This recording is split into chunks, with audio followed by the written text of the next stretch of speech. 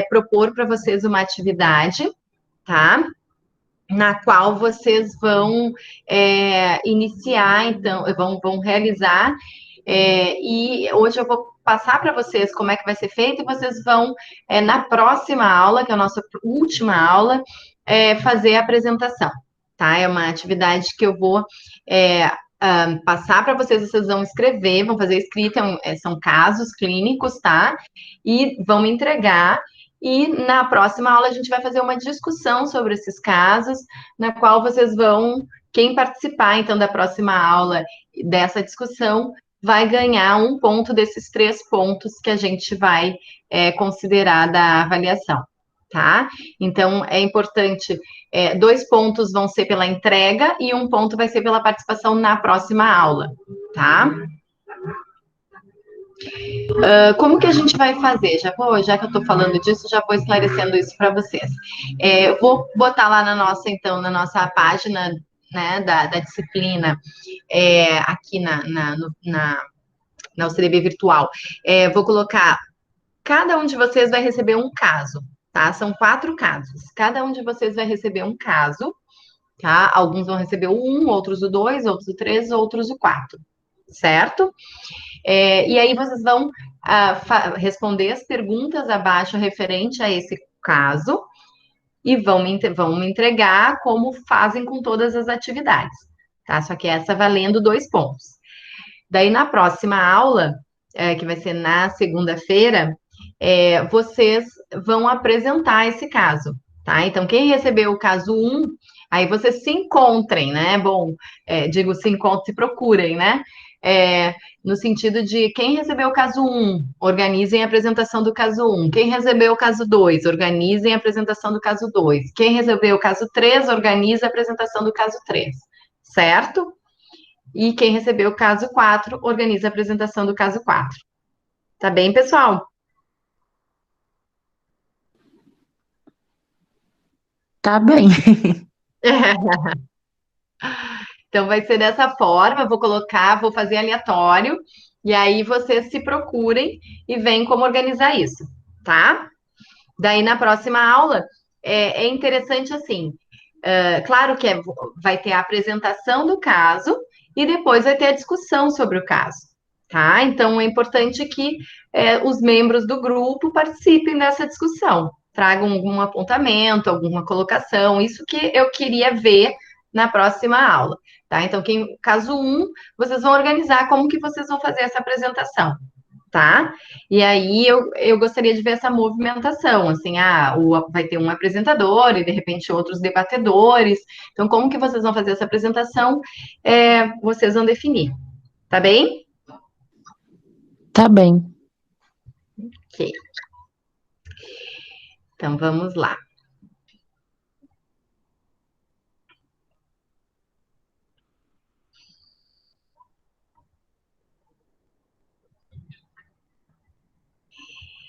Então, a ideia hoje é uma aula mais de revisão geral, tá? Que a gente possa, então, começar lá pela aula 23, que foi a aula das crianças, né?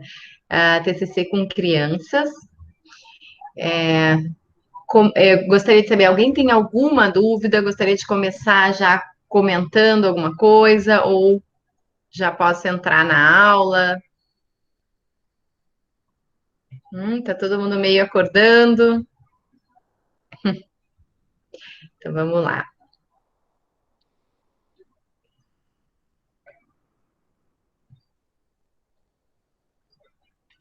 Deixa eu abrir os slides aqui.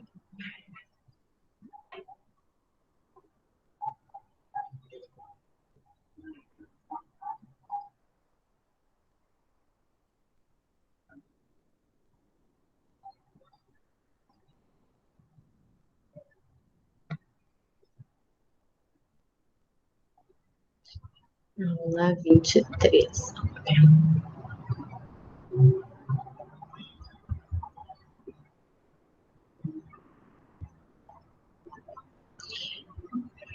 Bom, então a gente teve a aula 23, né, que a gente falou da TCC com crianças. É importante, gente, o que eu vou falar hoje, na aula de hoje para vocês, já é uma revisão para a prova, tá? Então, a nossa prova vai ser no dia 15. Eu não sei se vocês já receberam o calendário, mas a nossa prova ficou agendada para o dia 15, né? Ainda a gente não recebeu as orientações de como vai ser feita essa prova, existe uma padronização aí que a UCDB está propondo, tá? Então, eu ainda não recebi essa como que vai ser feito, mas a nossa prova está prevista para ser, então, apresentada para vocês no dia 15 e vocês vão ter uma semana para realizar, tá? Aliás, uma semana não, se eu não me engano, é 48 horas para realizar, tá? São 2 dias. Mas isso vai ser confirmado. Uhum, eles já deram as orientações pra gente. São Ah, 48 horas mesmo. 48 horas, né? Isso mesmo. Tá, então Aham. tá bem. Então, vocês vão ter 48 horas para realizar e aí a gente corrige e encaminha essa correção para vocês, tá bem, gente?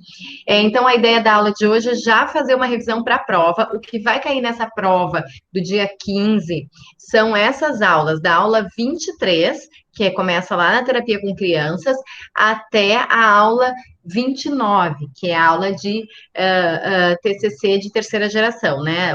Ou terceira onda, tá? Então, esse é o material que vocês precisam estudar, o que eu postei nesse período, tá? Para a atividade, os casos estão dentro desse conteúdo também, certo? A própria atividade em si já é uma preparação para a prova. Então, vamos lá. Eu vou dar ênfase aqui, então, no conteúdo daquilo que é muito importante que vocês se atentem, tá?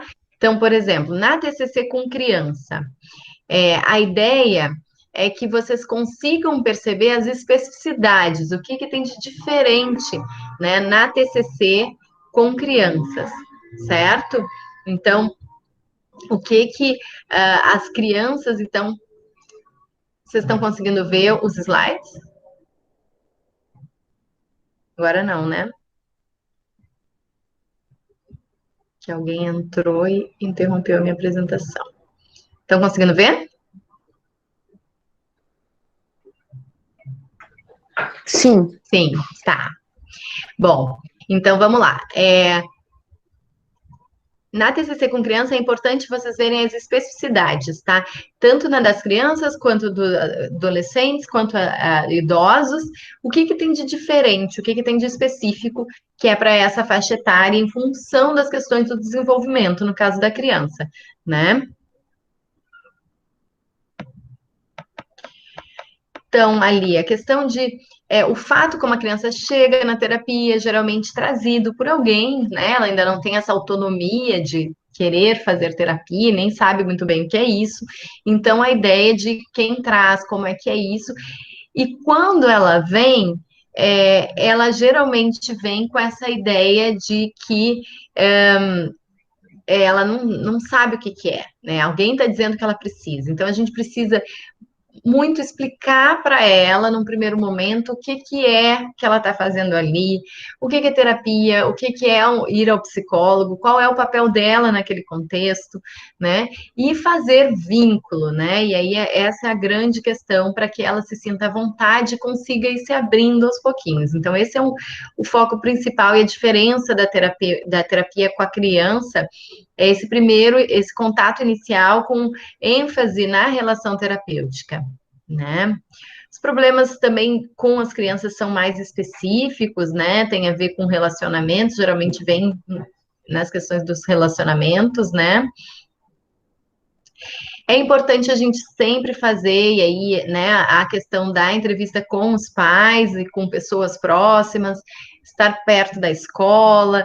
Então, são especificidades ali que vão demandar na avaliação um tempo um pouco maior, um aprofundamento um pouco maior, porque, como a gente falou, na própria conceituação cognitiva, vão ter aspectos dos padrões cognitivos dos pais que precisam ser levados em consideração, tá? Então, é muito importante, quando a gente faz a conceituação cognitiva, que a gente veja como é que funcionam os pais, né? Então, essa conceituação, ela se faz também a partir das conversas que se teve com os pais. O que os pais pensam sobre a criança, o que os pais pensam sobre o seu cuidado em relação a como cuidar da criança, né?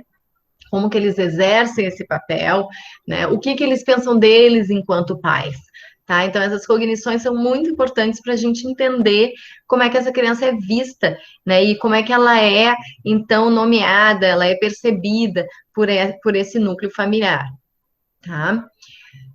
Ali as práticas educativas parentais, também da escola, como é que ela é vista na escola, quais são ali as práticas de educação dessa escola, como é que essa escola lida com as dificuldades dessa criança, os professores, tá?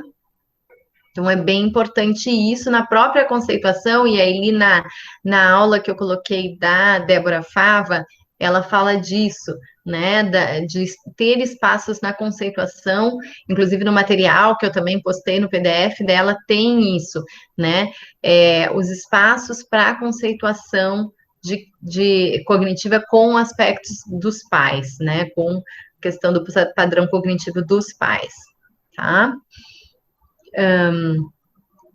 Então, a ênfase no vínculo, que é mais que tem aqui. A questão de ser uma postura mais descontraída, né? A questão de sentar no chão, de ter o consultório ser mais atraente para a criança, né? Então, ter brinquedo, ter jogos, coisas que atraiam, que façam com que a criança se sinta mais à vontade, né?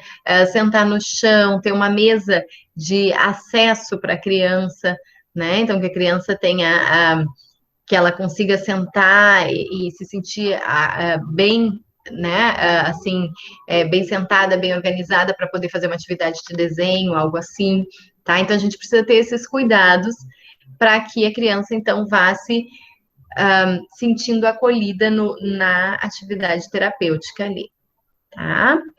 Vamos ver. Questão da psicoeducação das distorções cognitivas é interessante para pais e crianças, né? Sempre aí sempre utilizando uma forma lúdica de usar, né? E aí a grande questão também, a adaptação das ferramentas, né? Então, usar formas lúdicas, os óculos, né? São alternativas para a gente trabalhar a questão da distorção cognitiva, né? Lentes rabiscadas, lentes transparentes.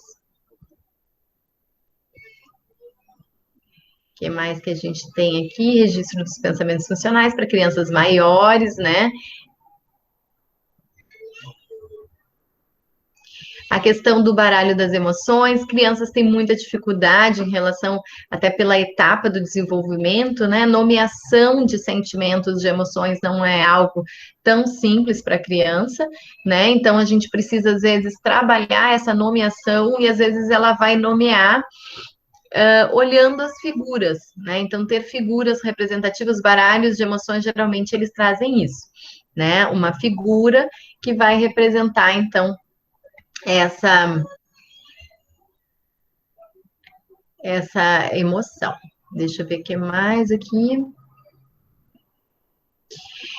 A economia de fichas também é algo bem importante, tá? Então, outra atividade, outra técnica que se usa, né? Inclusive, tem aulas bem específicas sobre isso, disponíveis na internet, mas quem quiser trabalhar com crianças, é uma técnica que ela vai fazer bastante diferença, porque ela vai ensinando a criança, ela vai motivando a criança a participar e a fazer as atividades combinadas, né? Então, se utiliza um sistema ali de pontos, que pode variar de acordo com a idade, com a cultura ali da criança, né? São combinações que os pais podem estar junto para fazer, né? E é como se fosse uma espécie de recompensa, né? Então, ele troca enfim, ele faz as atividades, ele é participativo, ele cumpre as combinações das tarefas de casa, ele então acumula pontos e ele troca por recompensas que ele combina com os pais, com a terapeuta, enfim.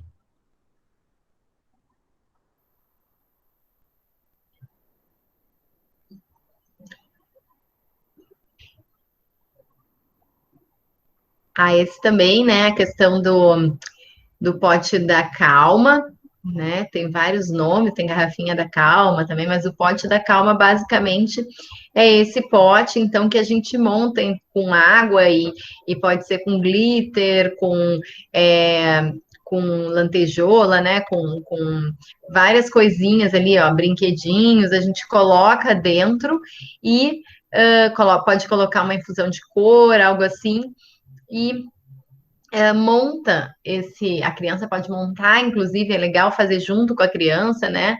E ela monta e a gente ensina a criança a utilizar para fins de relaxamento, né? Para fins de ajudar na respiração diafragmática, mas também para fins de trabalhar a atenção plena, né? Da criança trazer atenção para o momento presente, a gente ir orientando ela nesse sentido, né? Presta atenção ali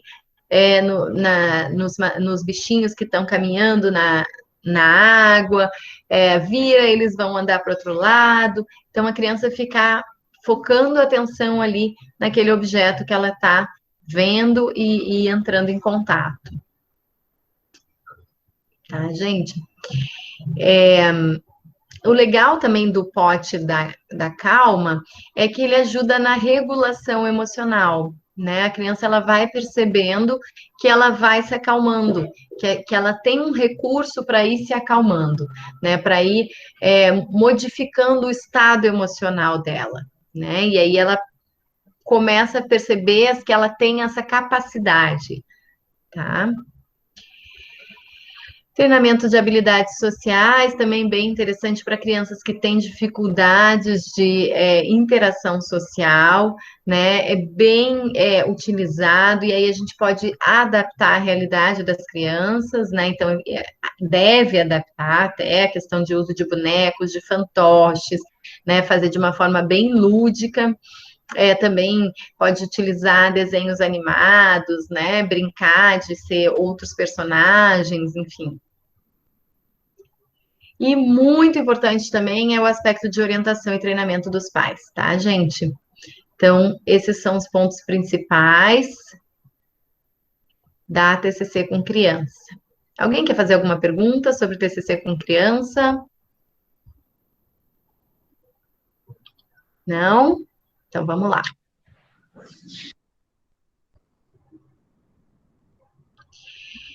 A TCC com adolescentes, então.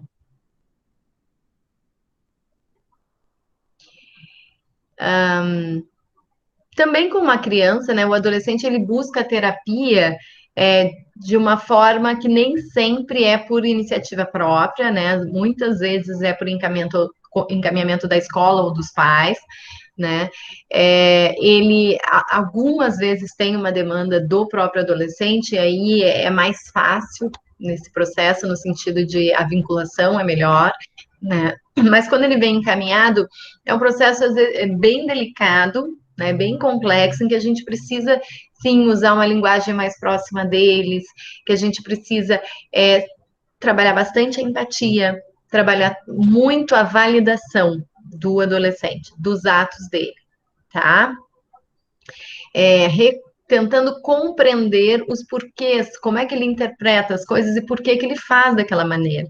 E de uma forma que valide, sim, eu entendo, né? Faz sentido para mim por que você se sente assim, né? Não significa que eu estou dizendo que isso é certo, tá? Mas eu posso validar que existe um sentimento ali, que geralmente o adolescente, ele é interpretado como ou exagerado, ou, é brincadeira, né, é coisa de aborrecente, né, então tem toda esse conceito aí da adolescência em função de características reais, né, então, ele chega com essa marca, ou às vezes os pais colocam ele numa condição de errado, né? Então isso é errado, e aí já vai para briga, já vai para uma outra forma de reagir também invalidante, tá? Então, ou é briga, ou é a questão da invalidação, porque coisa de criança vai passar, coisa de adolescente, né? E ambos não reconhecem, não validam o sentimento. Esse é um dos maiores desafios ali do período da adolescência, né? E eles precisam de validação até para se sentirem mais independentes, que é o grande desafio dessa faixa etária, né? Que eles realmente desenvolvam esse processo de construção da sua identidade, da sua autonomia. Bom, as características da adolescência são importantes para a gente fazer o processo, a gente falou bastante na aula, né? Aí os desafios importantes é isso aqui, a compreensão das reações paternas, né? Se existe rigidez, se existe desvalorização invalidante, né? Como que é feito isso pelos pais, e a gente precisa cuidar para não ser igualado aos pais, porque se o adolescente nos vê como os pais, a tendência é não fazerem esse vínculo, né? Eles vão romper. Se eles veem que a gente é o representante dos pais, então eles ficam mais receosos ainda, né? Então a gente precisa mostrar que ali a gente está para ouvi-lo, para realmente ser o espaço dele, para ser acolhido as questões que ele traz, tá? É importante a gente olhar para os grupos sociais, porque às vezes ele está com comportamentos disfuncionais, inadequados em função dessas relações sociais, né? E por que ele está nessas relações sociais? Porque ali ele encontra uma validação da forma como ele funciona, né? E muitas vezes ele vai fazer o que esse grupo solicita também para ser validado, né? E às vezes é um grupo que tem comportamentos disfuncionais e ele vai seguir aquele modelo, tá? Dificuldade de lidar com os limites, então esse é outro ponto importante para a terapia com o adolescente, como o adolescente ele está nesse processo sim de tentar se descobrir, de tentar, ele tem alguma coisa aí de romper barreiras, né, de ser ele mesmo, então às vezes ele traz aí algumas coisas de confrontar os limites da terapia, chegar atrasado, questionar algumas questões da vida do terapeuta, né? Fica muito, muito crítico em relação ao terapeuta, eles são muito críticos em relação ao terapeuta, então a gente precisa deixar muito claro para ele quando ele percebe alguma coisa e validar, assim, realmente você está cansada hoje, tô cansada, né? Poder realmente validar o que ele está percebendo, né? Você, sobre esse assunto você não conhece muito. Não conheço, realmente, nunca vi esse filme, eu não, né? Deixar muito tranquilo que a percepção dele faz sentido quando ele está percebendo algo, porque isso vai nos garantir mais o respaldo e a confiança dele, né? Mas ele está sempre confrontando essa figura de autoridade do terapeuta. É muito comum isso. Não sei, não todos, mas é muito comum. Claro, existem adolescentes que é o contrário, que se submetem demais, que são muito passivos, que têm esse lado de uma ansiedade social. Tá? E aí a gente vai trazer, justamente pelo treinamento, mais essa expressão individual. Desafios específicos, né? Então, a questão de alguns erros cognitivos frequentes, a vitimização, né? E a dicotomia, são pontos bem importantes, tudo ou nada, tudo é muito intenso no adolescente, né? Até para, vamos dizer assim, para reconhecer, para reforçar o seu funcionamento, as suas crenças ali, que ele está tentando consolidar, né? Quanto indivíduo, né, na sua identidade, então muitas vezes ele vai ser muito radical nos seus posicionamentos. E também tem toda a questão que a gente viu na aula da questão do neurodesenvolvimento mesmo, que a parte lá de regulação emocional ainda está em formação, então esse posicionamento mais impulsivo, mais radical, ele tem a ver também com esse cérebro que ainda não está com a sua regulação bem organizada, sua regulação emocional bem organizada, bem constituída, tá? E em função disso tudo, algumas estratégias de enfrentamento mais concretas podem vir à tona, né? Que aí é a questão das automutilações, a questão das próprias tentativas de suicídio, né? Então, é um tema que cada vez mais gira terapias com o adolescente, né? E a gente precisa, então, ter um manejo disso, né? Como manejar, e aí nessa aula eu falei bastante deste manejo, né? E isso é importante que vocês conheçam, né? Essas técnicas de manejo com o adolescente dessa suicidalidade, né? O que mais? Vamos ver aqui.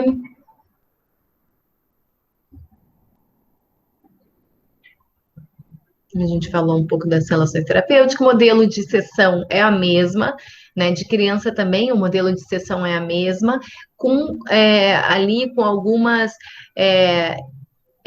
questões de exceções na parte de vinculação, quando a gente está vinculando, né, na parte de relação ali, construindo a relação terapêutica, aliança terapêutica, a gente precisa sim ter uma flexibilidade, né? Mas, em geral, a sessão ela segue a mesma estrutura, as tarefas de casa são importantes para generalizar e consolidar ali o que foi trabalhado na sessão. Então, a gente já falou da questão de ser comparado com os pais, esse cuidado, né? A questão da identificação de distorções cognitivas é interessante, os adolescentes, eles são muito críticos, então eles vinculam essa técnica, apresentar para eles o que são as distorções, como elas se dão, né? A questão do feedback faz parte da nossa sessão terapêutica, o feedback, né? E a gente tem que estar muito preparado, porque os adolescentes, muitas vezes, eles são bem diretos nesse feedback, né? E às vezes eles são vamos dizer assim, confrontadores em relação ao terapeuta, né? Então a gente precisa estar com a nossa autoconfiança tranquila, entendendo o que aquele feedback está querendo de fato nos dizer, né? E podendo também validar que, né, alguma coisa que ele venha nos trazer tá ok, ele tem razão, né?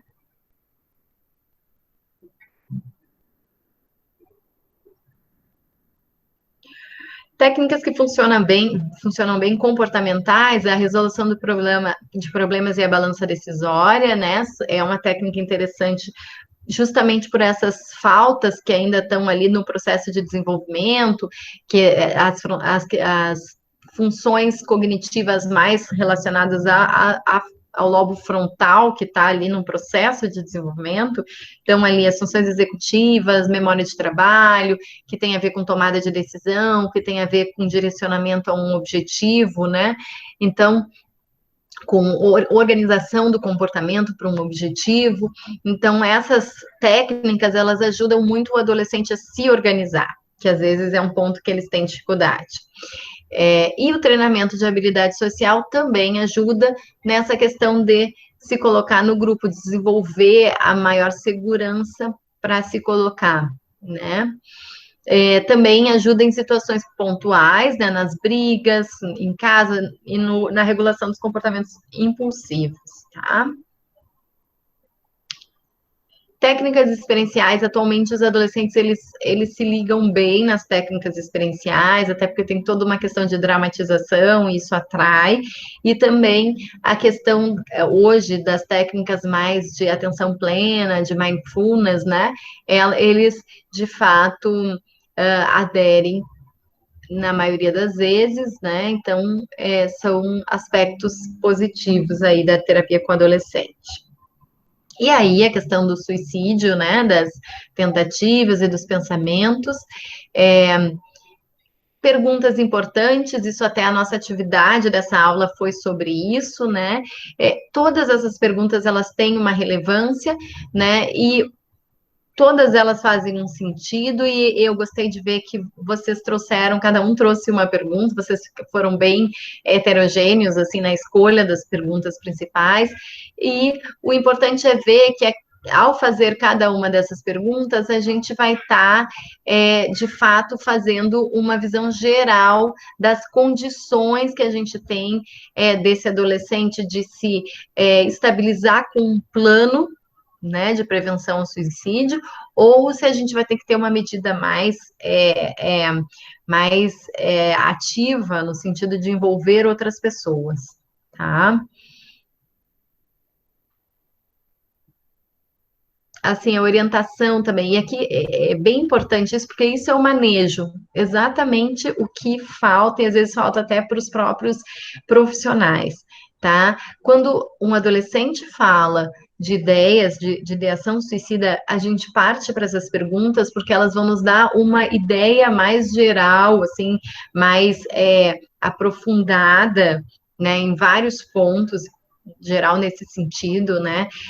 Para que a gente possa entender o quanto isso pode se concretizar ou não, né? E para que a gente possa entender que pontos positivos a gente tem para reverter essa tendência, ou para evitar que o cliente ali, que o adolescente, ele vá para essa estratégia de enfrentamento, né? Entendendo que o suicídio ali vai ser uma estratégia de enfrentamento, né? Uma tentativa de se livrar do problema, do sofrimento, tá? Então, é uma estratégia que se considera disfuncional, né? Por, né? Porque a questão da autoagressão né, a questão de tirar a própria vida é um recurso que, né, a gente não deseja, é o último, né, a última possibilidade.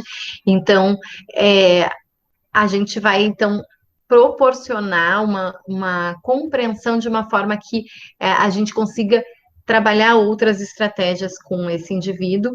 E na impossibilidade, quando a gente vê que essa estratégia ela está muito definida dentro daquele para o cliente, né, nas crenças dele, aquilo está cada vez mais se consolidando, então a gente precisa pensar num manejo mais ampliado ali, trabalhar com a família, né, aí intervenções mais comportamentais da rede, né, que vão fazer com que esse adolescente não possa ficar sozinho, né, que ele esteja sempre monitorado, também que a família comece a observar que as salas dele não são só ameaças, podem sim ser algo real, né? Então, validar, não podemos achar que adolescente fala, porque é adolescente, não vai fazer, né, para chamar atenção.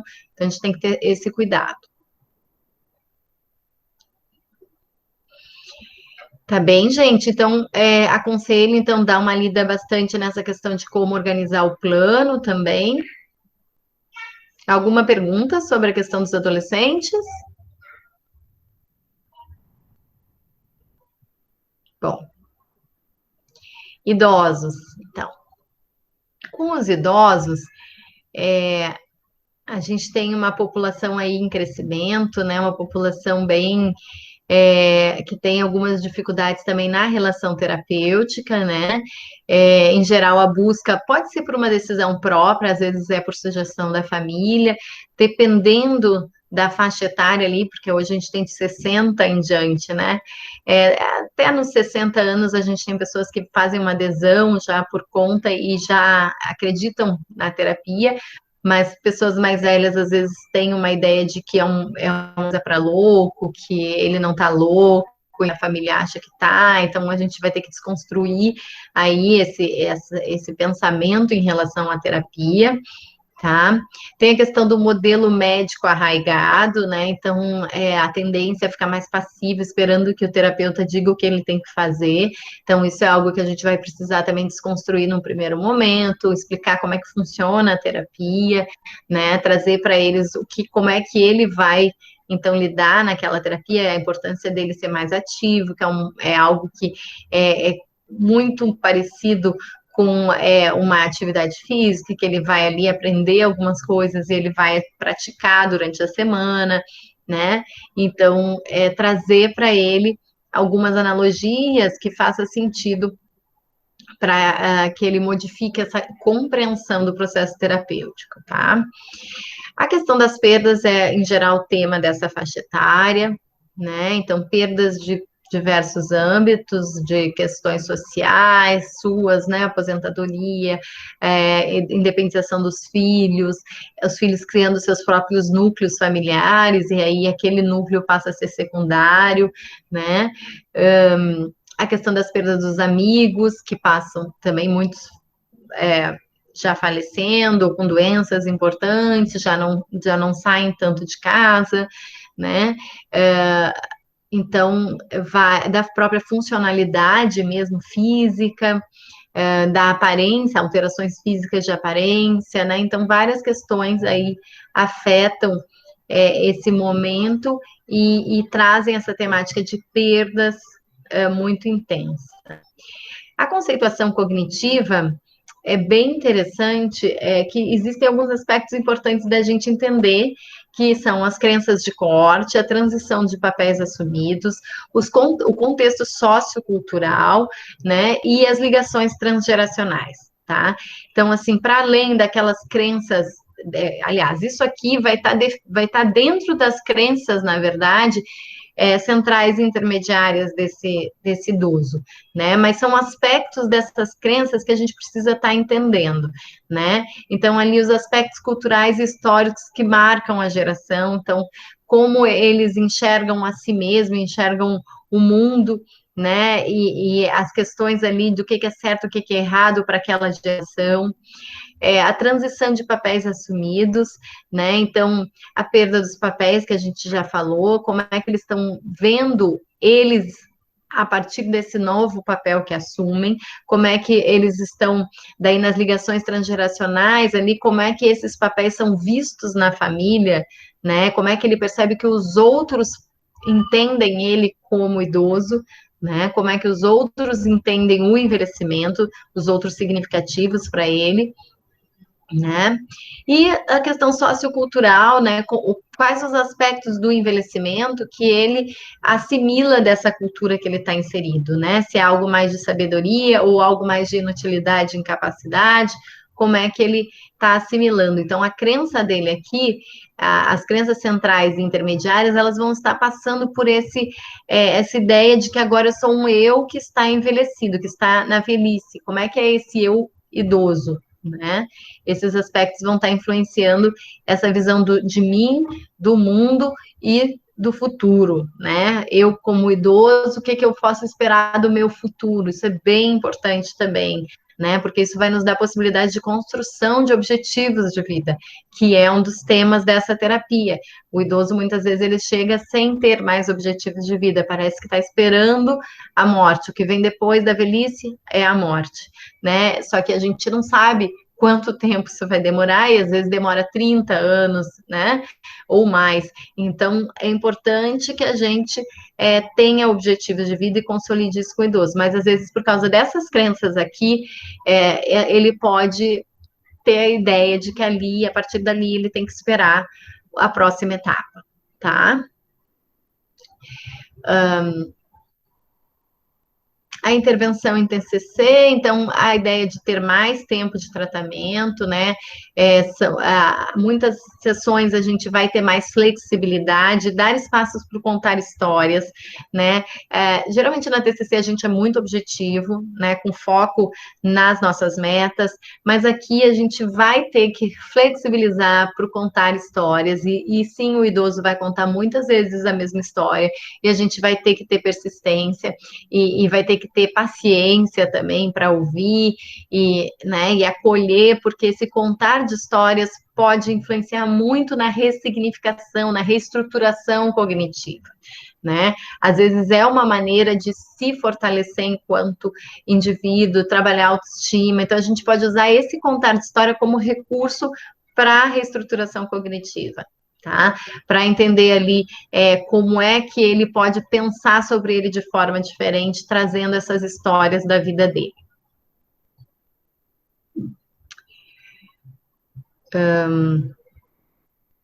Metas de prazo menor, no sentido de também mostrar que ele é capaz de realizar coisas ainda, né? Intervenções grupais são muito interessantes pela identificação entre eles, né? E até para fazer vínculos sociais. É muito comum eles ficarem amigos, e aí, a partir daí, construir um aspecto que às vezes é justamente o que está fragilizando esse processo de envelhecer. O que mais?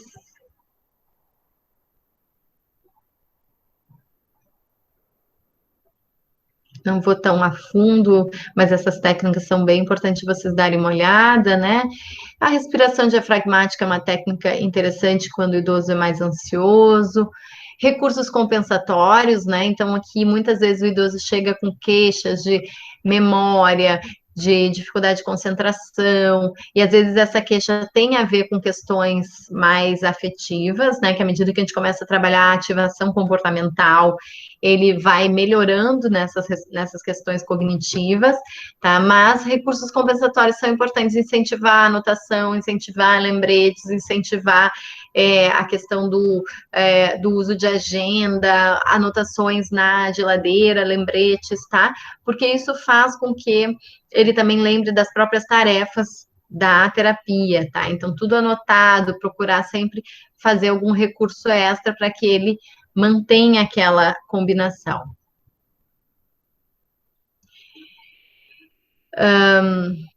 E aqui essa estratégia do Bout, do Bout e da Bout, né, que é a otimização seletiva por compensação, né?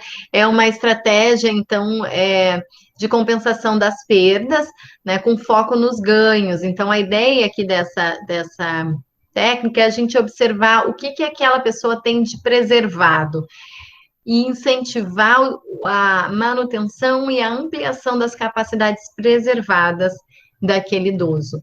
Né? Então, dar foco para isso, não dar foco na perda, dar foco no que se mantém e fazer com que ele também gire a sua vida mais no foco, no que é mantido na vida dele. Então, se eu sou bom na questão de cozinhar, é uma coisa que eu faço bem, minha família se reúne para comer a minha comida, então é algo que eu preciso incentivar mais, que esse idoso faça mais isso, tá? Um exemplo. Certo, pessoal? Alguma questão? Quiserem perguntar, só abrir o microfone, tá, gente? A terapia cognitiva de transtornos depressivos e bipolares, aí a gente entra para o segundo aspecto, segunda parte dessa nosso módulo aí, né? Que é dos transtornos. Aí a gente fez transtornos depressivos bipolares, transtornos ansiosos e transtornos de personalidade, né? Bom,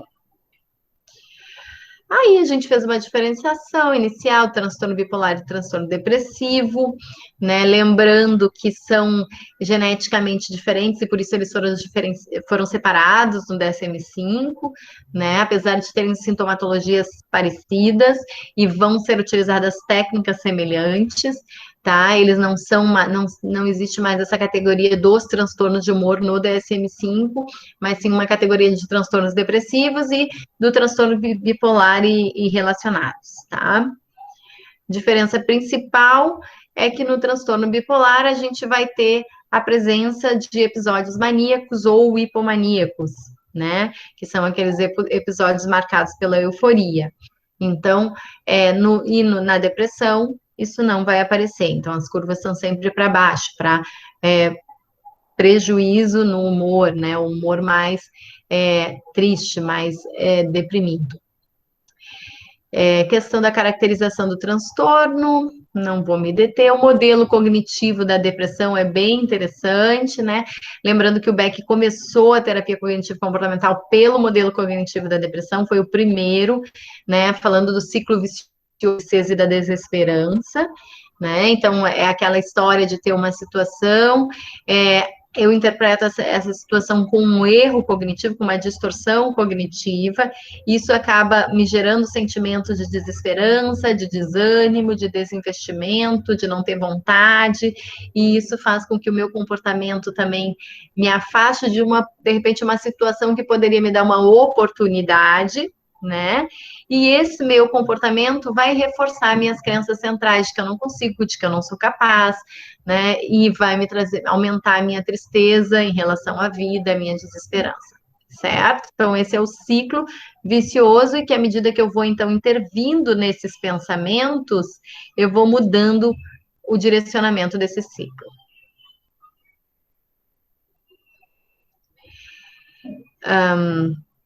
A intervenção cognitivo-comportamental começa pela ativação comportamental, tá? Então, essa é uma técnica mais da terapia comportamental mesmo, né? Com a ideia de ativar o comportamento, comportamentos que venham a trazer sensações mais positivas para essa pessoa, tá? Para esse cliente. Então, combinar a gente pode fazer até um planejamento do que ele vai fazer diariamente, né? E colocar ali algo que tire ele daquela sensação de não ter vontade de fazer, então eu não faço, e aí vai ficando paralisado e cada vez mais paralisado, ele entender que ele precisa fazer um movimento de fazer mesmo que não tenha vontade, né? Que isso é importante para a ativação cerebral, né? E no momento que ele tiver essa ativação cerebral, que ele tiver mais descarga de serotonina, aí então a gente vai partir para a reestruturação cognitiva, tá? A gente precisa primeiro ativar até para que ele tenha condições de fazer a reestruturação cognitiva, certo? Lembrando que no transtorno depressivo maior, nos casos graves, a gente precisa, é indicado o uso da farmacoterapia, né? Então, um encaminhamento psiquiatra e usar um antidepressivo é o que os estudos mostram como sendo a primeira escolha para casos graves, tá? Casos leves, aí só a terapia ela já tem um bom resultado, e às vezes até melhor que só a farmacoterapia, tá? Já o transtorno bipolar, um pouco diferente do transtorno depressivo, ele vai solicitar o uso aí da terapia com fármacos, tá? Porque o transtorno bipolar, a gente já sabe que existe uma disfunção orgânica cerebral, de alterações neuroquímicas importantes, e que só a terapia, a gente não vai ter o resultado que a farmacoterapia produz, né? O ideal é a combinação da terapia cognitivo-comportamental com a farmacoterapia, com o uso de estabilizadores de humor, para que realmente exista a manutenção do uso, né? Porque esse é um dos problemas aí no transtorno bipolar, que quando a pessoa está bem, ela acha que ela melhorou, ela não precisa mais, né? Então, ela muitas vezes faz abandono ali da medicação, para de usar, né? Então, esse é um dos desafios aí do tratamento do transtorno bipolar, e a terapia se mostra efetiva para manter a aderência do cliente ao tratamento medicamentoso e para que ele entenda a importância disso, compreenda o seu quadro seu quadro psicopatológico, né, e consiga ter técnicas para lidar com isso e principalmente para prevenir, né, prevenir viradas muito drásticas.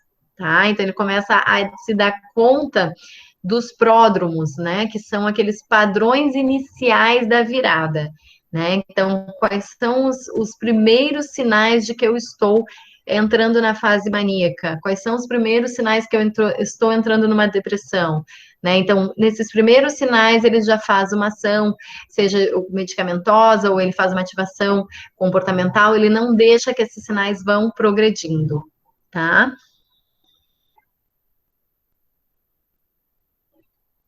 E a terapia cognitivo-comportamental no transtorno bipolar, basicamente, ela tem esse ênfase, né? Na fase aguda, na fase aguda, no caso dele vir maníaco, que é muito difícil, né? Ele geralmente vem ou deprimido, a não ser que a gente trabalhe num hospital ou num contexto de internação, aí muitas vezes o cliente chega numa fase mais maníaca, né? Mas na fase maníaca, dificilmente ele chega no consultório, a não ser que venha trazido mesmo, né? E aí a gente vai ter que trabalhar vínculo, algo um pouco mais delicado, assim, de prognóstico, né?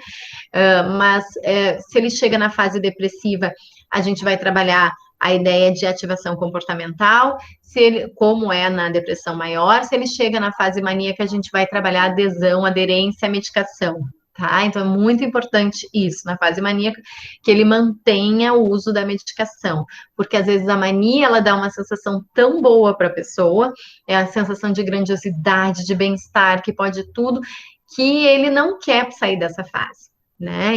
E aí, às vezes, ele provoca uma superestimulação do cérebro, até que começa a ter custos disso, né? Que é a questão de se arriscar muito, de se envolver em coisas muito perigosas, né? E às vezes compras excessivas, desproporcionais ao que pode pagar, envolvimento em relações sexuais sem nenhum tipo de proteção, com muitas pessoas, né? Uso de drogas de uma forma muito abusiva, então overdose, né? Então, coisas que podem trazer uma consequência mais a longo prazo, né? E geralmente é isso que faz ele olhar para a medicação e pensar, realmente estou precisando, né? Porque a hipomania, geralmente, ela então é mais difícil ainda do cliente fazer adesão, porque ele entende muitas vezes a hipomania como produtividade. Tem pessoas que, quando estão hipomaníacas, elas realmente são mais produtivas por um período, né? Se essa hipomania se permanece, ela então tende a cair essa produtividade, porque o cérebro muito estimulado chega a um ponto que ele perde a capacidade, né? Ele cai a capacidade, não consegue mais responder a que tanta estimulação, e aí o desempenho cai bastante, né? E a sensação de falta de concentração, de distratibilidade vem bastante. Mas, num primeiro momento, é muito positivo, e aí é comum o cliente querer largar a medicação e sentir esse prazer da euforia, tá?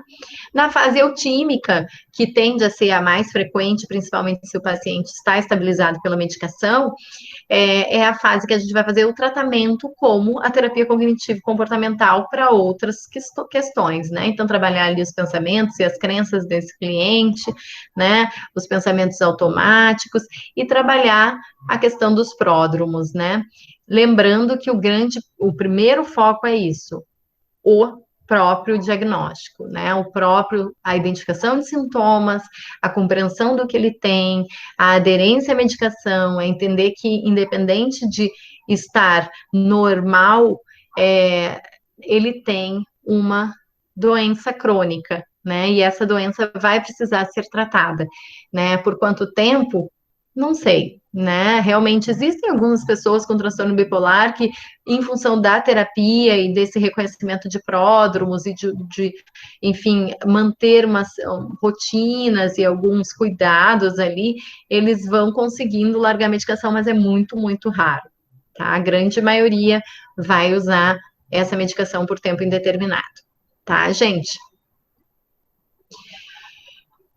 E aí, olhando isso mais ou menos, eu sempre gosto de comparar com diabetes, com hipertensão, uma medicação de uso, né, indeterminado, né, que vai estabilizar e que vai possibilitar que ele tenha uma vida, então, normal, né, aí sim, que ele entre nesse estado de normalidade, né, de estar dentro do que é esperado para todas as pessoas.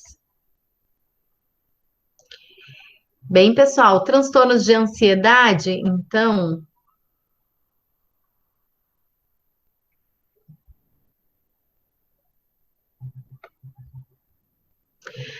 os transtornos de ansiedade, ele tem basicamente 3 conceitos importantes, né, que é o medo, a ansiedade e o ataque de pânico, né? Então, são os pontos que, vamos dizer, integram esses transtornos nessa categoria, né?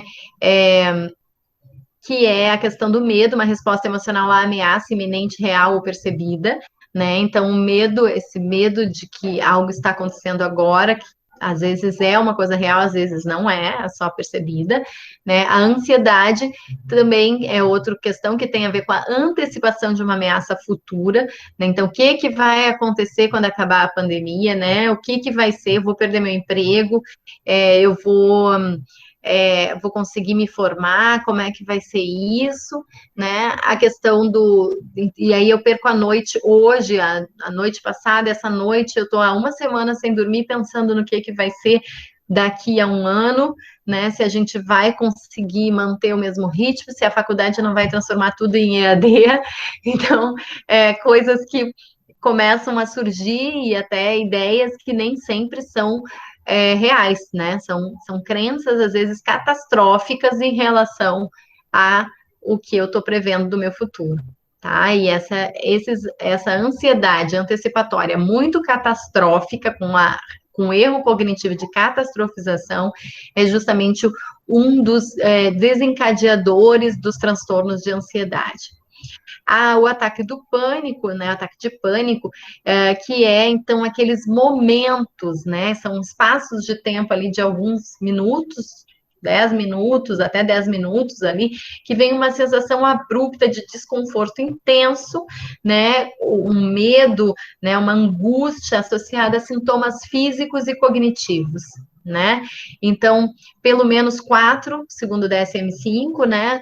Dos sintomas físicos precisam aparecer, né? E ele alcança um pico em alguns minutos, e para algumas pessoas esse pico ele começa a ser interpretado como eu estou enlouquecendo, eu estou perdendo meu controle, e justamente essa interpretação faz com que a coisa vá ficando muito desorganizada dentro dela, e ela passa a ter medo dessas crises em função de medo de achar que aquilo vai levar para uma perda de controle, né? Ou então medo de estar morrendo, de estar tendo um AVC, de estar tendo um infarto, ou medo de estar muito doente, né? Eu estou com alguma coisa muito grave, né? Então, essas duas interpretações são o que fazem ainda os ataques ficarem mais graves e às vezes vão levar para o transtorno de pânico, né? Que é eu começar a ter medo de ter medo, medo de ter o ataque de pânico, medo de sentir esses sintomas, né? E às vezes a mínima sensação de ansiedade já pode desencadear o medo de ter o ataque, e com isso ele acelera o aparecimento do ataque, porque ele tem um aumento da adrenalina ali e do cortisol no corpo dele, tá? Os sintomas do pânico estão ali: falta de ar, suor frio, formigamento, zumbido no ouvido, tontura.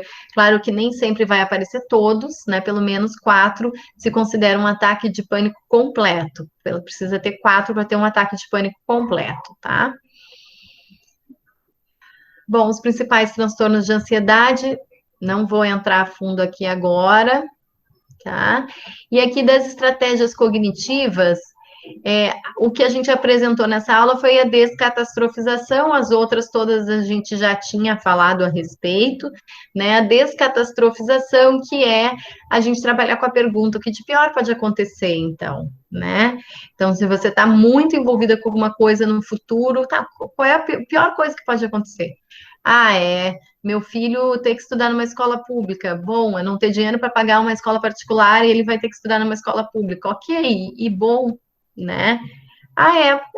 Realmente, eu também estudei em escola pública e tudo bem, né? Então, poder tirar a angústia, tirar, assim, a catástrofe, na verdade, relacionada ao desfecho, tá? Então, assim, ok, você vai dar conta, tá?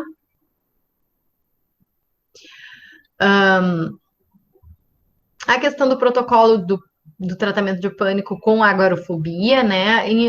No DSM-5, a agorafobia, no DSM-4, desculpa, a agorafobia, ela estava relacionada ao transtorno de pânico. O DSM-5 separou a agorafobia como um quadro separado, né? Um outro quadro terapêutico, um quadro de diagnóstico. E aí, isso aqui é anterior, né? Esse protocolo do Ranger, ele é anterior, mas ele vai trabalhar, muitas vezes esses transtornos, eles vêm associados, né? Que é o transtorno de pânico, que é o medo de ter esse ataque, de ter essa crise, com a agorafobia, que é o medo de estar em locais com muita gente e não ter como me proteger. Então, se eu já tenho medo de ter o ataque de pânico, eu passo a ter medo de estar em lugares muito fechados, com muitas pessoas, porque se eu tiver um ataque de pânico, para onde é que eu vou sair? Como é que eu vou me proteger? Os outros vão ficar me olhando. Então, existe toda essa preocupação de encontrar a saída, quando eu chego num lugar, como é que sai daqui? Como é que faz para sair? Onde é que eu encontro emergência? Então, a pessoa já fica hipervigil a isso, né? E quando ela vê que é um lugar muito fechado, ela, às vezes, não consegue ir, tá? E aí, aqui o protocolo, tá? Mais ou menos ele acontece com aquelas técnicas que a gente já falou, mas é uma ideia de trabalhar isso em 8 sessões. Gente, aqui a gente está falando de algo bem estruturado, para clientes que têm um quadro muito específico e focado nesses sintomas, tá? Então, entendendo que nessas 8 sessões a gente vai conseguir focar esses sintomas. Outras questões mais ampliadas do funcionamento dessa pessoa, a gente vai trabalhar em outros momentos, tá? Não aqui. Terapias complementares, então, grupo de tratamento, principalmente para transtorno de ansiedade social, são muito indicados. Medicamentos, ansiolítico mais antidepressivo, lembrando que os ansiolíticos são para uso por um determinado período de tempo, né? Ou principalmente os benzodiazepínicos, enfim, a gente precisa ter cuidado, porque são medicações que provocam tolerância, né? Então, em geral, eles são utilizados no início do tratamento e depois, à medida que o antidepressivo vai fazendo efeito, se retira. Atividade física também super importante para a produção de serotonina, estimulação magnética transcraniana, que é uma técnica nova, nova, nem tão nova, mas que se utiliza ainda em alguns centros, que é uma estimulação a partir de eletrodos, né? E alimentação também, hoje já existe alguns estudos que falam de alimentações mais adequadas, e aí a gente pode pensar no consumo de café, né?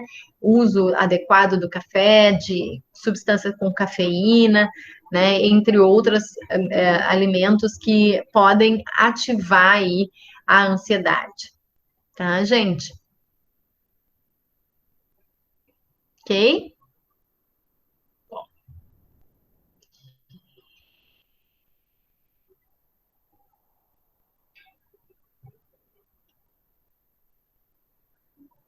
Deixa eu ver aqui, cadê? Eita. A ideia agora é a gente falar da aula 28, né? Transtornos de personalidade.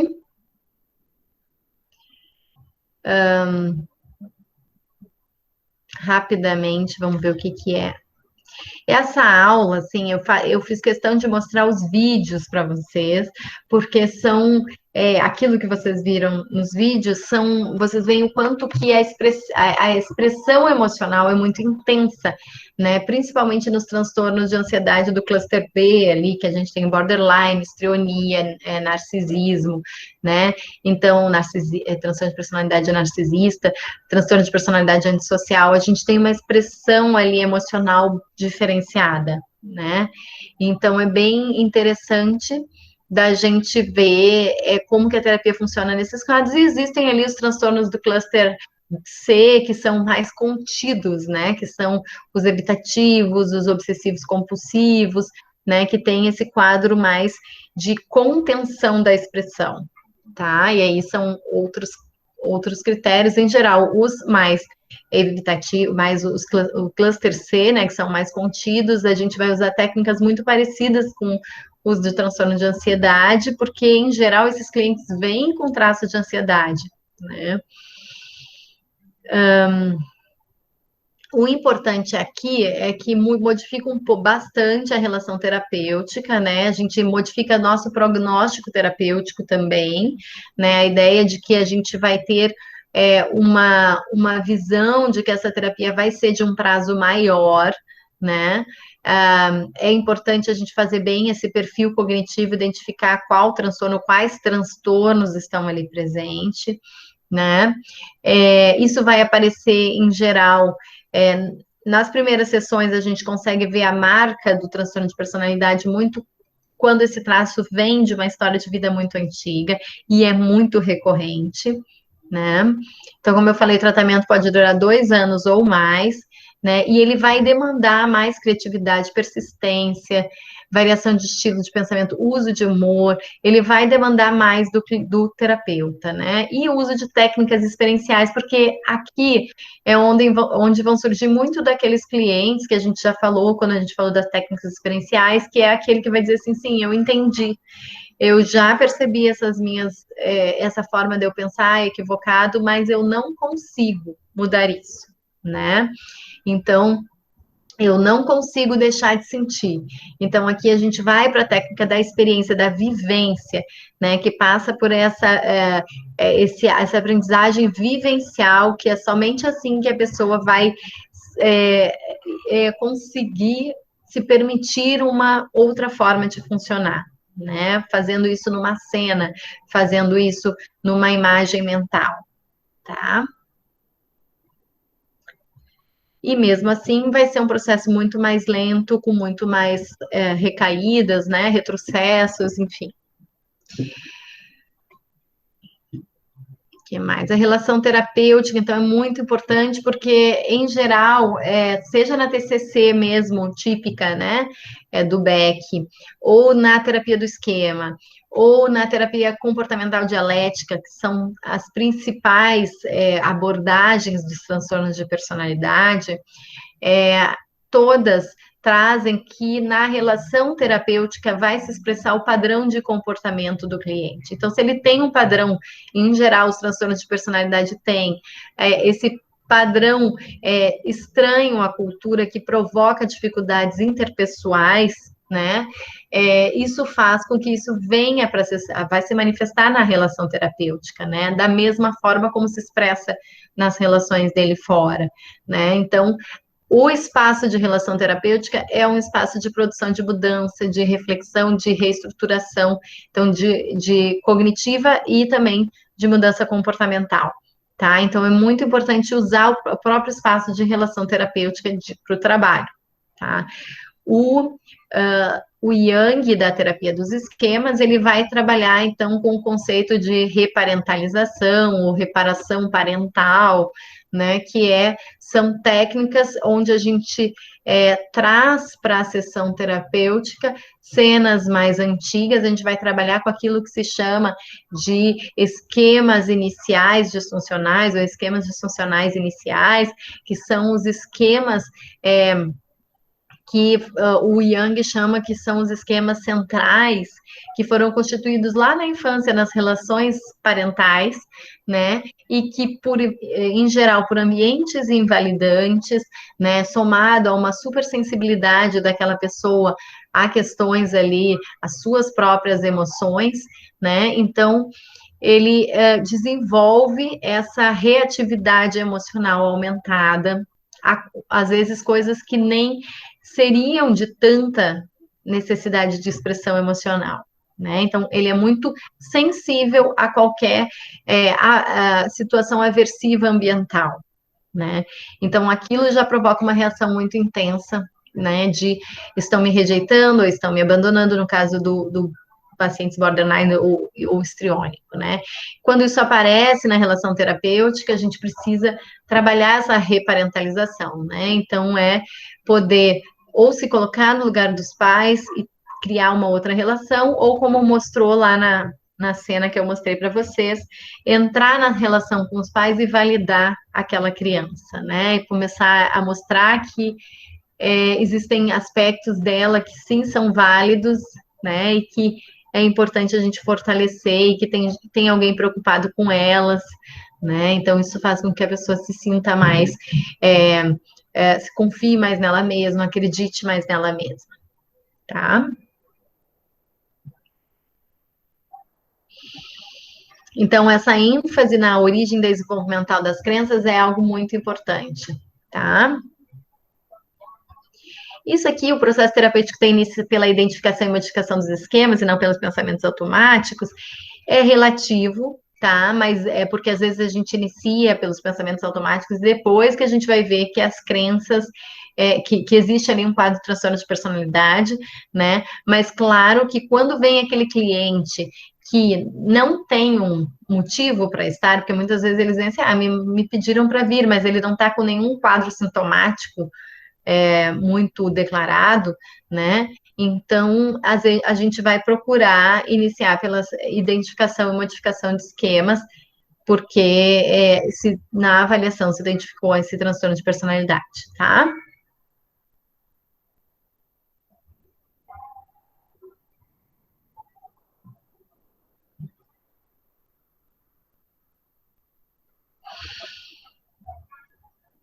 Certo, pessoal?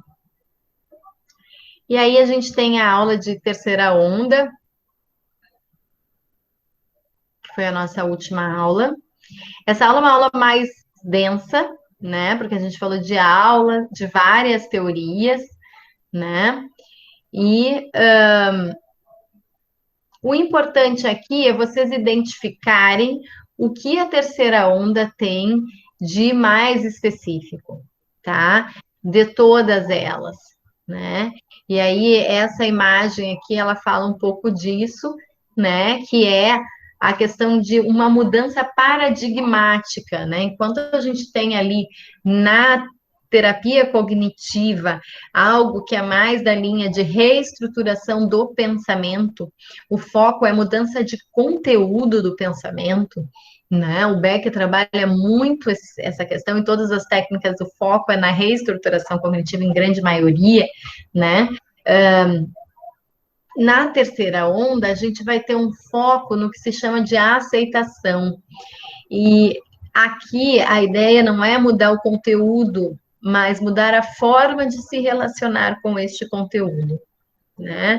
Então, mudar como eu lido com os meus pensamentos e não mudar os meus pensamentos em si.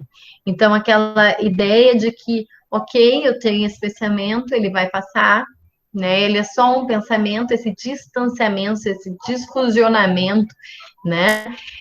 A desfusão, então, na terapia de aceitação e compromisso se fala muito, é esse afastamento do meu self daquele evento mental que é o pensamento, né? E aceitar que aquilo é só um pensamento.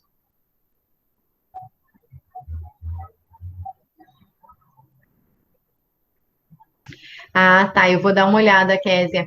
A Késia perguntou da questão da gravação, né?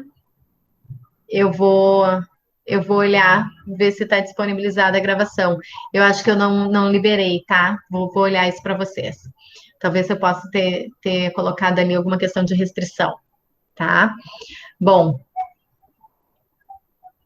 tá, então é isso. A Nicole falou que no dela também, então pode ser isso, tá? Bom, então, agora sempre assim, eu acho que eu botei o link da terceira onda pelo meu Drive. Então, é importante entrar com o e-mail da UCDB, tá? Mas eu vou tentar, é porque eu não consegui baixar no meu YouTube.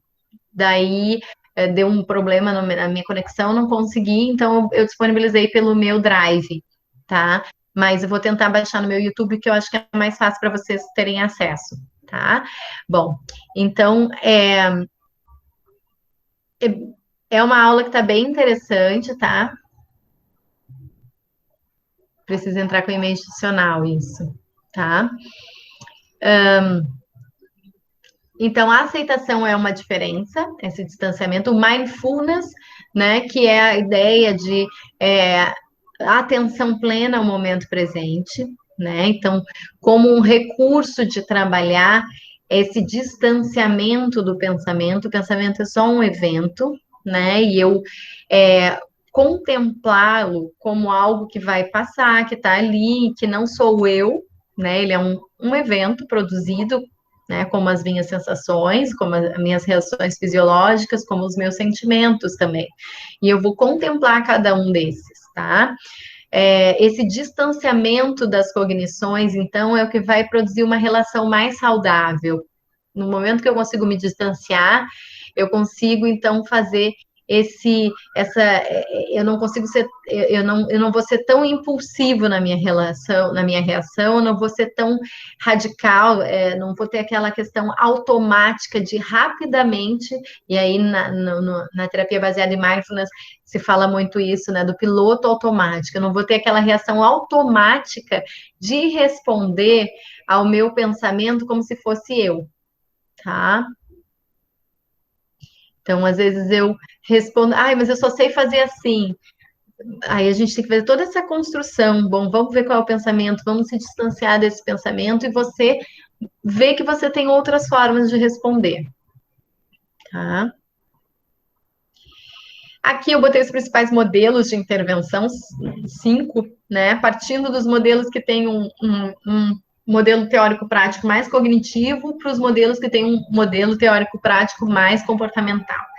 tá? E aí é uma grande discussão, vocês vão encontrar na literatura a terceira onda das terapias comportamentais, ou terceira onda das terapias cognitivas, ou terapias comportamentais contextuais, tem vários nomes. A questão até da nomenclatura de terceira onda, ela é muito questionada, né?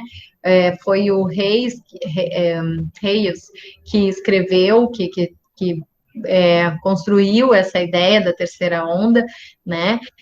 Mas ele traz, existem muitas críticas em função de parecer que é um paradigma que invalida os outros dois, e não é bem essa ideia, até porque os outros dois paradigmas têm construtos muito fortes de ciência, de produção científica, que validam os seus resultados, as suas evidências. Então, a gente não tem como invalidar toda a construção que a segunda onda e a primeira onda já fizeram, né?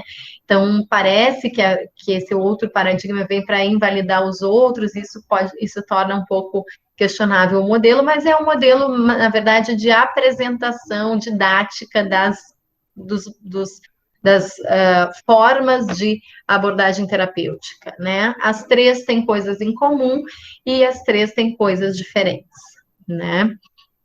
E essa diferença aqui é isso, né? Onde a gente não vai focar, como a segunda onda, na mudança do pensamento, a gente vai focar na aceitação e nessa compaixão por si mesmo, né? E essa atenção plena, esse foco no momento presente, né? Esse distanciamento aí dos pensamentos, né? Como recurso para a mudança de sintomas, tá? E também um resgate, e aí por isso a questão do comportamental, tem um resgate muito grande das técnicas comportamentais e da teoria comportamental, né? Então, especialmente essas três aqui, a terapia comportamental dialética, a terapia de aceitação e compromisso e a psicoterapia analítico-funcional, elas têm em si um fundamento teórico muito mais lá na primeira onda, na análise do comportamento, tá? Então, as técnicas aqui, elas não.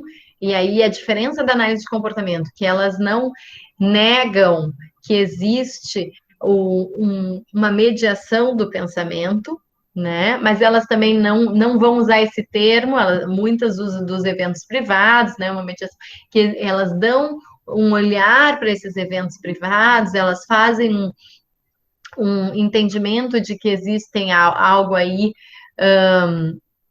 que existe algo nessas três linhas aí que são mediadas pelo pensamento, mas elas não vão trabalhar esse pensamento, essa mediação, tá? Elas vão trabalhar na intervenção na contingência mesmo, no reforço, na recompensa, né, na mudança comportamental, e vão trabalhar nas questões da aceitação e da filosofia Zen, que é o desenvolvimento desse distanciamento desses eventos mentais, tá?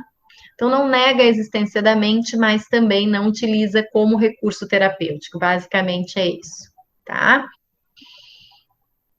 E aí, assim, alguns autores vão trazer que, bom, esse modelo cognitivo, esse modelo não vai casar com a terapia cognitivo-comportamental, mas, principalmente, essa terapia baseada em mindfulness, ela tem muita proximidade da terapia cognitivo-comportamental, tanto que ela é uma terapia cognitiva, porque essa aqui ainda propõe a reestruturação cognitiva, ela está mais perto do modelo cognitivo, tá? Então, ela propõe um afastamento, sim, ela propõe atenção plena, mas ela também traz a ideia de olhar para os conteúdos e poder propor mudança, que na medida que eu consigo me afastar, eu consigo questionar mais e pensar e me vincular a pensamentos alternativos. Tá? A FAP, né, só trazendo ali um pouquinho mais da FAP, eu vou deixar para vocês assistirem a aula, ela tá uma aula bem extensa, tá?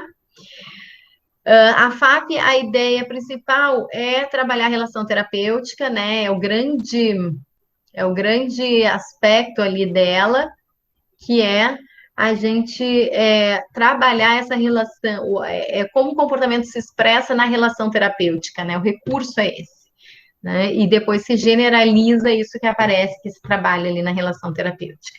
tá?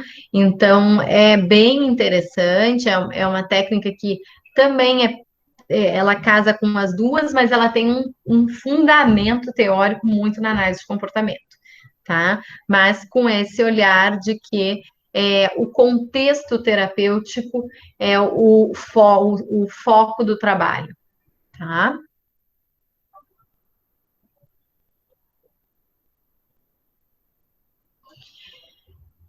Isso, pessoal. Eu não vou mais a fundo aqui. Eu acho que aqui vocês podem ver, ver a aula, né, que está ali, que foi da segunda-feira. Quem não viu, quem tem dúvidas, alguma questão.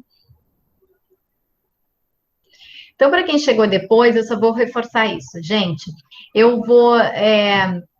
Eu tenho 4 casos. A nossa avaliação agora, a nossa próxima atividade avaliativa, que vale 3 pontos, vão ser o seguinte: tem 4 casos que eu vou distribuir entre vocês. Cada um vai receber um caso, tá?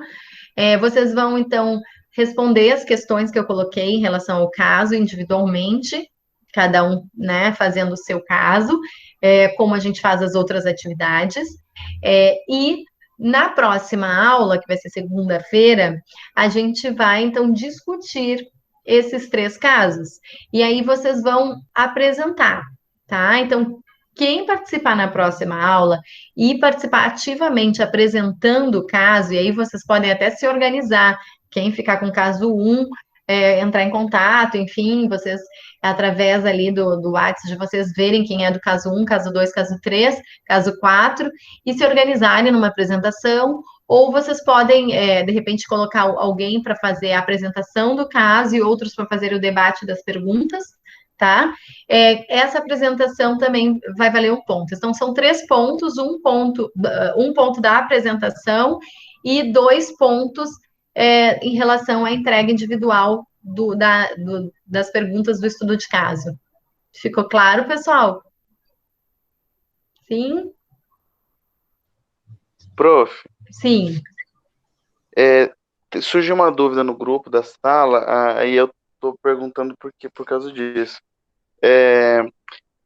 Caso houver pessoas que não possam participar desse momento, dessa apresentação, como que será feito? Essa pessoa ela não vai ter esse 1 ponto? Como que vai ser? Boa pergunta. Então, assim, ó, quem não puder estar presente, né? Então, assim, me avisa, tá? Que aí eu vou colocar uma atividade a mais, tá? Que vai ser a atividade de presença, que daí vai ser esse 1 ponto, tá? Quem não participa, entendeu? Isso já é Entendi. uma regra agora das aulas presenciais.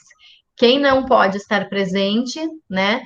Não, para ganhar a presença, faz a atividade. Tá? Aí vai ser a mesma coisa com esse 1 ponto.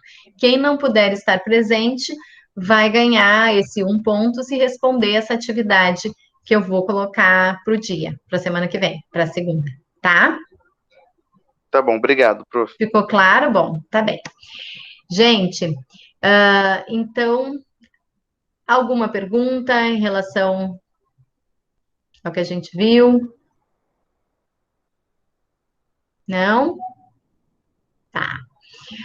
Então, terminamos o nosso semestre à distância, né? Uma pena, mas também acho que foi bom. Acho que a gente teve algumas metodologias aí que a gente teve oportunidade de utilizar mais, né? E que eu acho que vocês se beneficiaram pelo que eu vi dos resultados de vocês, né?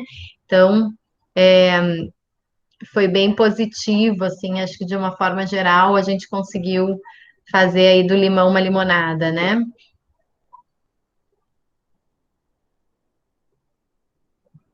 Deixa eu entrar aqui de novo que ele me tirou para eu achar a lista, para eu pegar a lista de presença de vocês.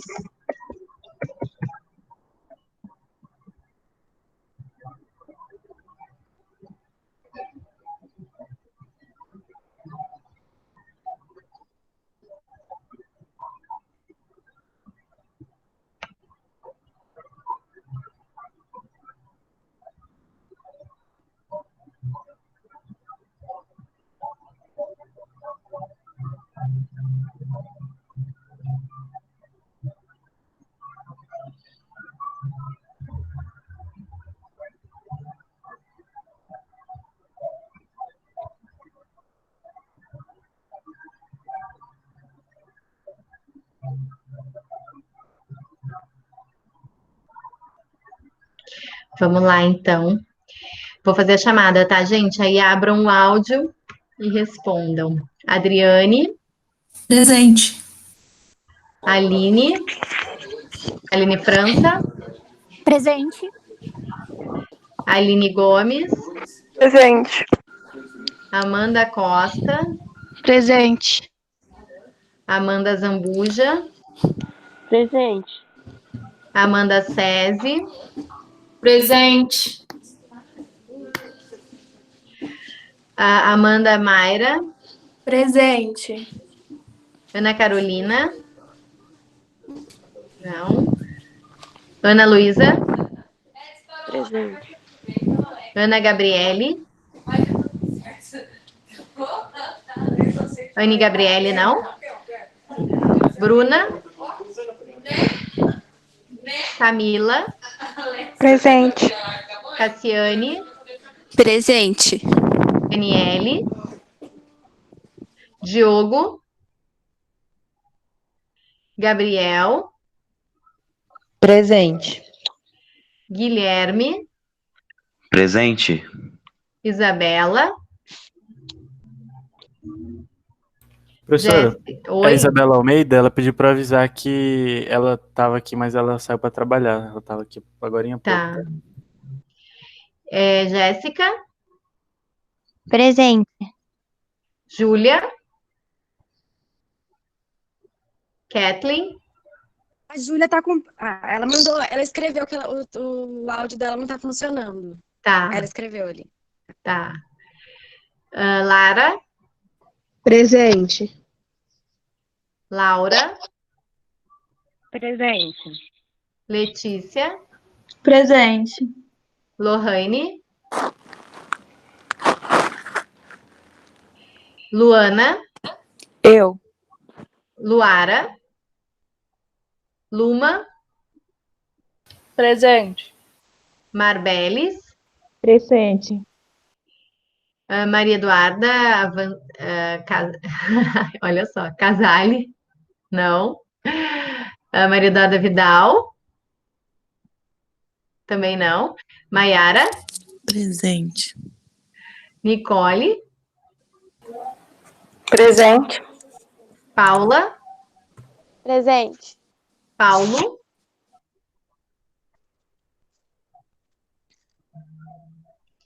Paulo não tá? Késia, Presente. Rafael, Presente. o Paulo tá aparecendo aqui online para mim, estranho. Rebeca, Renato, sim, né? Presente. Rodrigo, Presente. Sara, Presente. Thaisa, Tony, Vitor Presente. Hugo, tá aí, Tony, Vitor Hugo, Yasmin. Também. Ok. Então, na última aula a gente conseguiu, então, pelo menos fazer uma aula com presença contabilizada. Tá? A Luma tá com áudio também, sem. Eu acho que eu já dei a presença dela. Tá bom, gente? Então, ficou clara a atividade. Qualquer coisa, entre em contato, qualquer dúvida, tá? Eu vou colocar para vocês, então, o caso, cada um vai receber um caso, tá? No caso, são 4. Tá Bem? bom. Então tá, gente. Uma boa semana aí para vocês, final de semana, né? E nos vemos aí na segunda-feira. Bem? Tá bem. Tchau, professora. Tchau, tchau. Boa semana. Bom final de semana. Tchau, prof. Até mais. Tchau. Até mais.